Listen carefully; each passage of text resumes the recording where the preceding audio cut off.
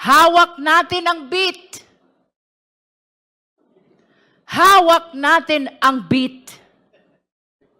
For the very first time, we hope to hear directly from Ramil Madriaga upang makatulong sa paglilinaw kung may batayan ba ang reklamo laban sa Vice Presidente.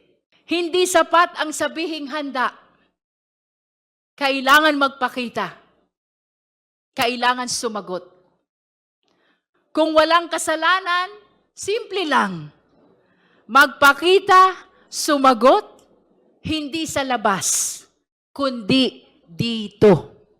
There are 3 matters that I must address at the outset. Issues that have been repeatedly raised and in some cases, misunderstood. First, ang una kong babanggitin, this notion that we are already conducting a trial and therefore exceeding our jurisdiction.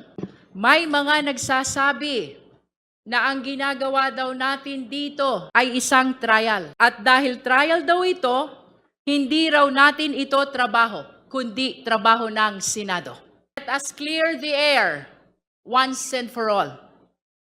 Malinaw ang pagkakaiba ng tungkulin ng Kamara at ng Senado. The House initiates. The Senate decides.